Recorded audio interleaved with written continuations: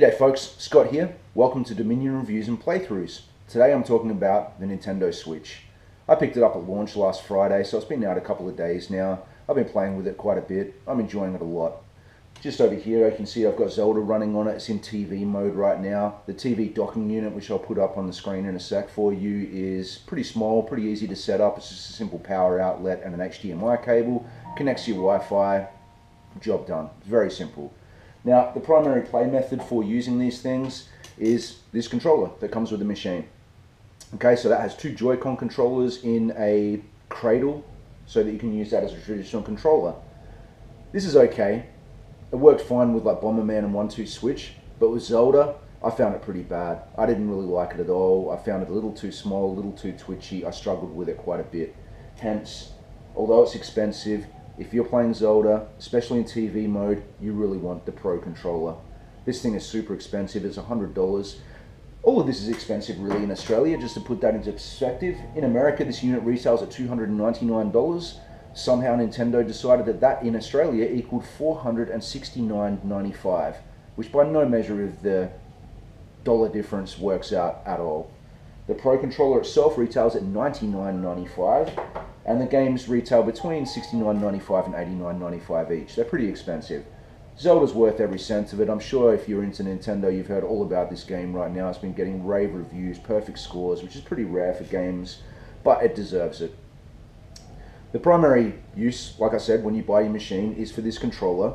Now, they advertise how easy it is to pull this thing apart, which it is. It's just registered that I pulled them out of the controller, and now I'm using this as a controller. And these are called Joy-Cons.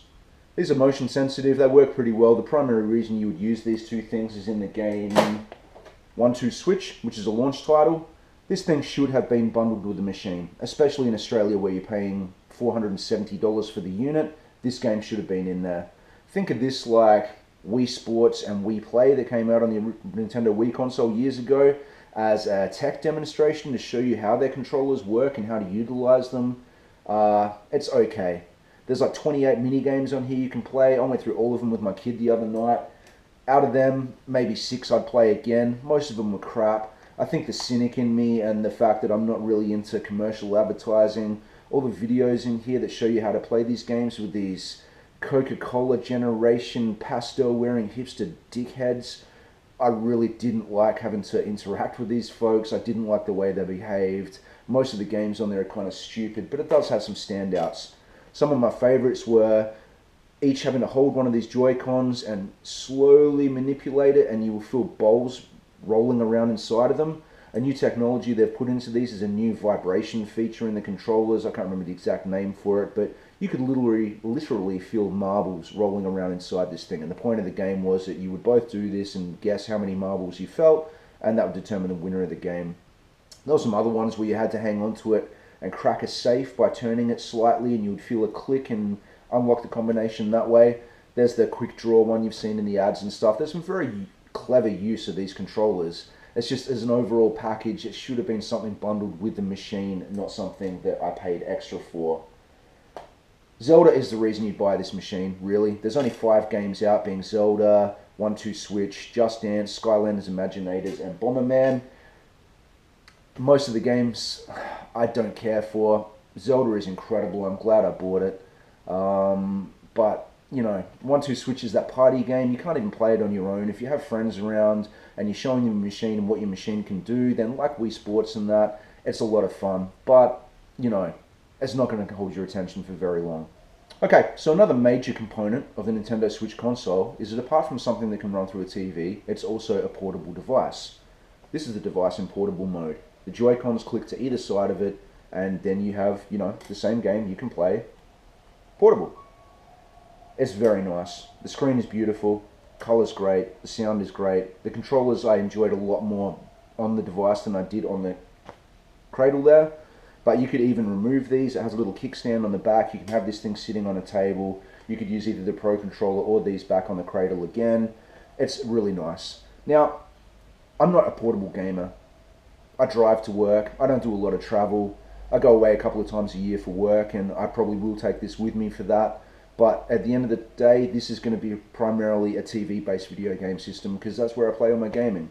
That being said, to sort of test out the portability of this thing and to use its functionality away from the television, the last few days when I'm having a coffee in bed in the morning, instead of scrolling through Facebook and looking at my phone, I've been bringing this thing in and playing it. And it's great. It's a really solid portable system. I know there's a lot of complaints about battery for it. I think the maximum you can get out of one of these things is about 6 hours, but realistically with Zelda, I believe they said it's around 2.5 to 3 hours. That's not a lot of time, but my understanding is via the USB-C port at the bottom of it, you can get those external phone batteries, so you could expand the battery life for it or charge it from one of those devices. So I don't think that'll be a particularly big deal. It's a solid machine. It's really well done. I guess the only thing right now dragging my attention away from Zelda, which is an incredible game, is a very similar game that came out on the PlayStation 4 called Horizon Zero Dawn. I've been smashing this game. It's brilliant. This is one of the first games that really takes advantage of the PlayStation Pro, which came out last year, which I'm running through a 4K HDR display. On the full resolution, this game is absolutely spectacular. But I don't bring that up to detract from the Nintendo Switch, just the fact that I'm having trouble dividing my time between two third-person action-adventure games. But Zelda is fantastic. I'm sure you'll enjoy it. That's really all I've got to say about the Switch so far. Like I said, I've only had it for a couple of days. It's hard to recommend you to buy something that only has 5 games available, really, of which one is an absolute necessary purchase. The others are a little sketchy depending on who you're buying this for, who's in your house, and who's going to be playing it. Zelda is amazing. If you've already got a Wii U, I guess it's a matter of balancing up whether it's easier just to buy the game for the Wii U or if you're going to buy this machine outright. They've got Mario Kart, the incredible looking Mario Odyssey coming out later in the year. So there's a lot of good things coming up for this device in the future. I hope it sells well. It seems to be doing so far. I'd like to see a lot more third-party support on it instead of just relying on those core Nintendo titles to keep them in business. I don't know what their business direction is right now with the portability of this device. Does that mean they're going to slowly phase out their DS and 3DS market? I find that a bit weird because they have such a large user base for those devices, but it seems weird also to have 2 portable devices on the market.